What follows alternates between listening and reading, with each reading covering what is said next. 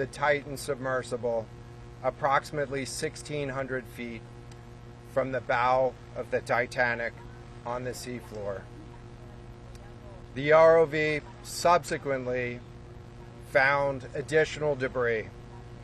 In consultation with experts from within the Unified Command, the debris is consistent with the catastrophic loss of the pressure chamber. Upon this determination, we immediately notified the families. On behalf of the United States Coast Guard and the entire Unified Command, I offer my deepest condolences to the families. I can only imagine what this has been like for them, and I hope that this discovery provides some solace during this difficult time.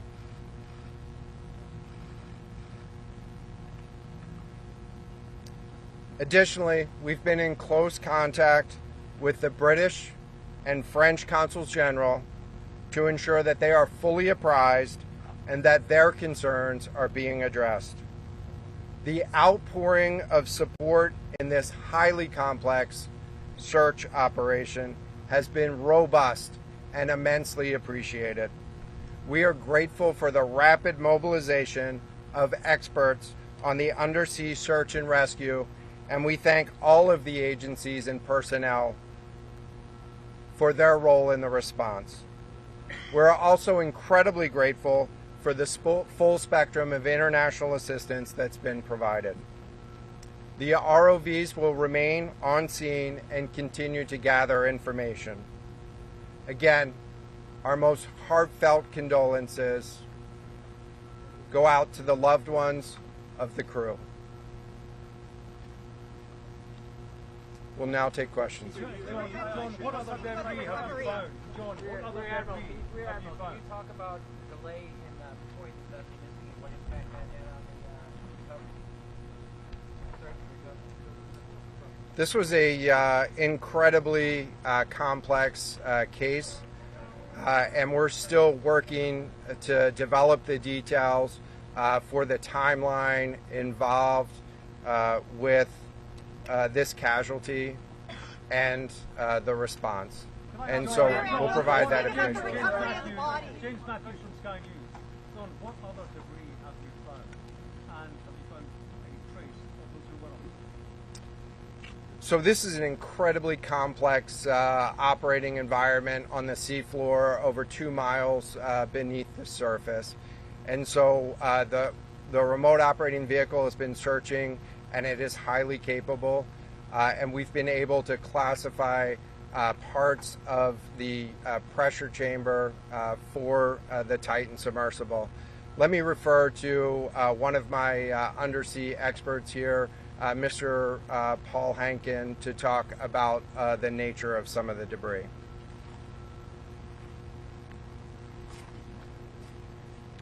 Thank you, Admiral. So essentially we found 5 different major pieces of debris that told us that it was the remains of the Titan. The initial thing we found was the nose cone, which was outside of the pressure hull. We then found a large debris field. Within that large debris field, we found the front end bell of the pressure hull. That was the first indication that there was a catastrophic event. Shortly thereafter, we found a second smaller debris field. Within that debris field, we found the other end of the pressure hull, the aft end bell, which was basically comprised of the totality of that pressure vessel. We continue to map the debris field, and as the Admiral said, we will do the best we can to fully map out what's down there. Thank you very much. It's a very difficult question to ask, but it will be an important one to the families, of course. What are the prospects of recovering the bodies of the missing? So the questions was related. I'm restating the question from the standpoint of sometimes it's hard to hear the question here. What are the prospects for recovering crew members? And so this is a incredibly unforgiving environment down there on the seafloor, and the debris is consistent with a catastrophic implosion of the vessel. And so we'll continue to work and continue to search the area down there, but I don't have an answer for prospects at this time. Admiral, it's Tom Costello at NBC News. Is there any suggestion? Sorry, any suggestion at all that the sub itself collided with the wreckage of Titanic, or that instead it might have imploded above the wreckage and then rained down nearby? So the question was, is there any question as to whether or not the sub collided with the Titanic or whether it imploded above and debris field created from that? So the location of the Titan submersible was in an area that was approximately 1,600 feet from the wreck of the Titanic. I have an expert here that is familiar with that area and can talk about the debris field and what the debris field indicates in terms of where the casualty may have occurred. Rear Admiral, really quickly, can you tell me when that massive fleet will be called back? Hang on a second. The expert voice is coming up to answer the question. Thank you, Admiral. So the question is, where does the wreck lie in relation to the Titanic? I didn't hear the Admiral's answer. I think 1,600 feet. Is that correct, Admiral? Yep, you got it. So that's off the bow of Titanic. It's in an area where there is not any debris of Titanic. It is a smooth bottom.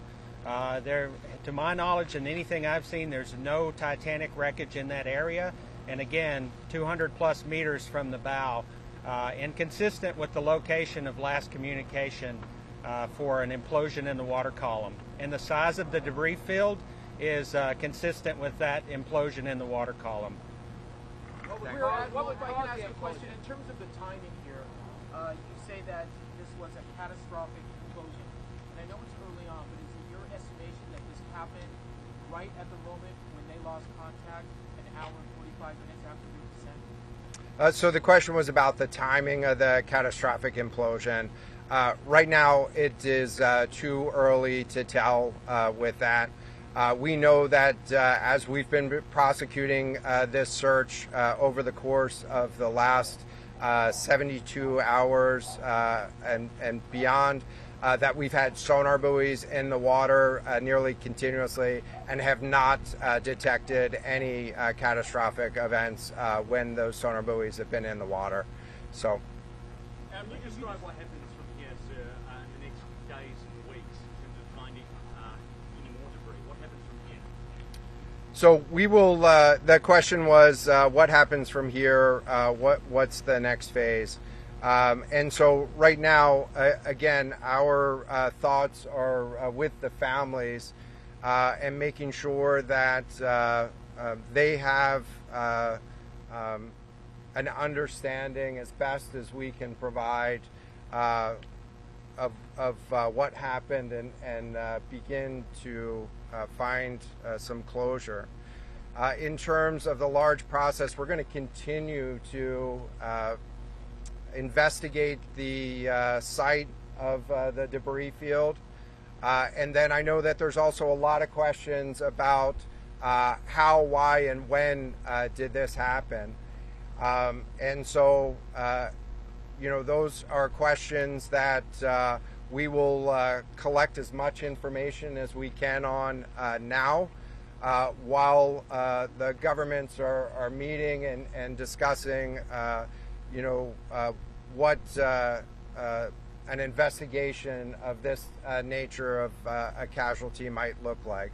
This is something that happened. I'll just remind everybody. This is something that happened in a remote portion of the ocean with people from several different countries around the world, and so it is a complex case to work through. But I'm confident that those questions will begin to get answered.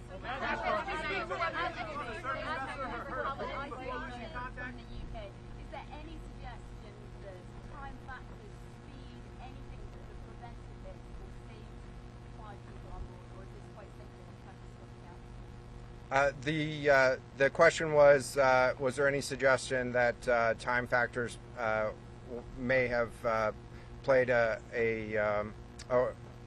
role or a consideration in the casualty here? And so the debris field is consistent with a catastrophic implosion of the vessel. Again, while we were prosecuting the search, we had listening devices in the water throughout and did not hear any signs of catastrophic failure from those. And so we're going to continue to investigate, or we're going to continue to document the information there and understand, based on all the information we have, the timeline.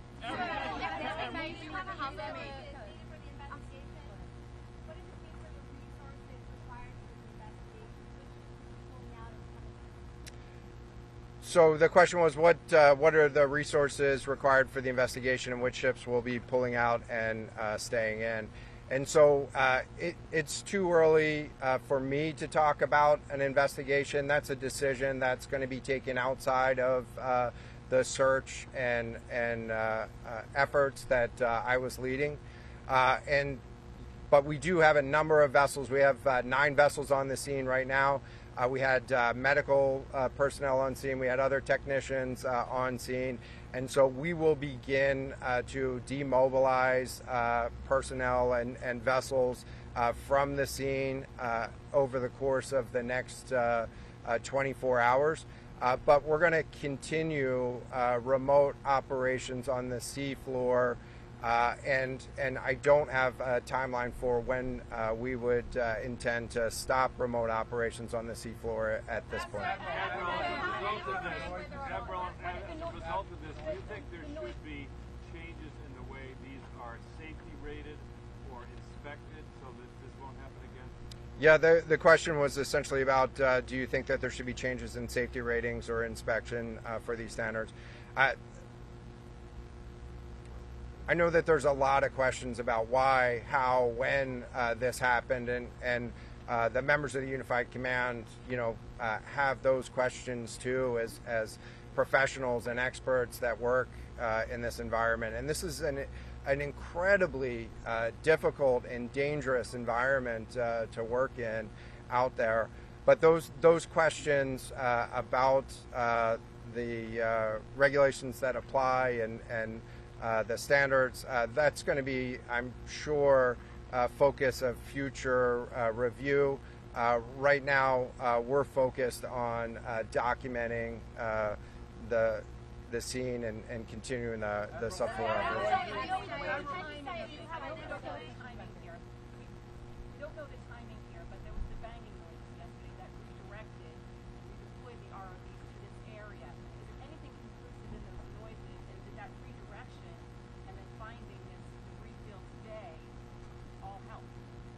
So throughout the search efforts, we reacted to the information that we had available to us, and while we continue to send it off for deeper analysis. Again, really complex operating environment for us to work in.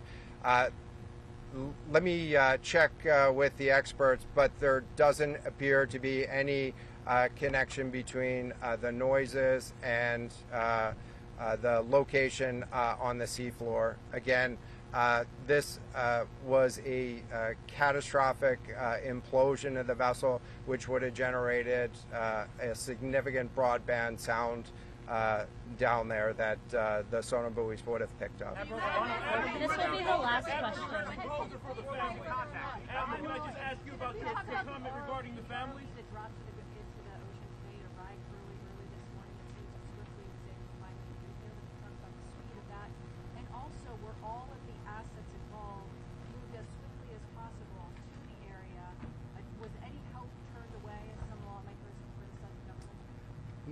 This was a incredibly complex operation.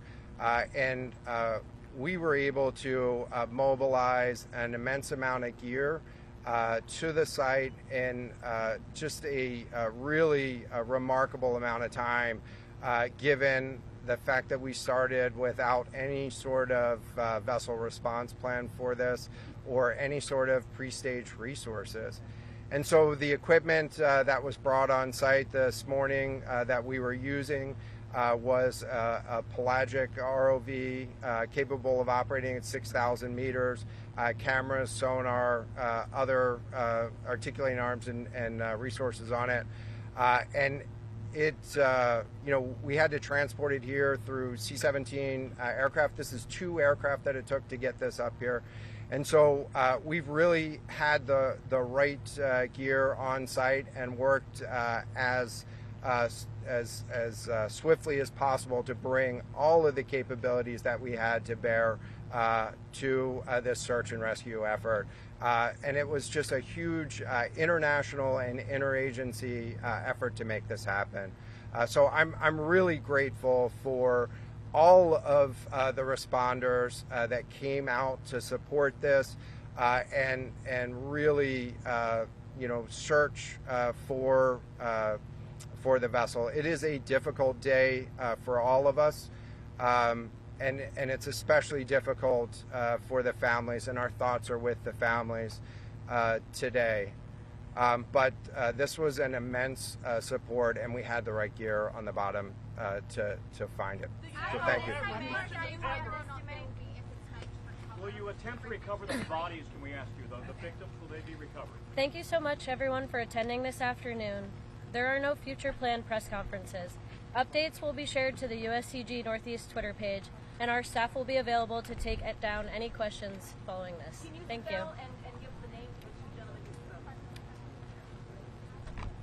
I can get that back to you afterwards, just so I can confirm. Thank you.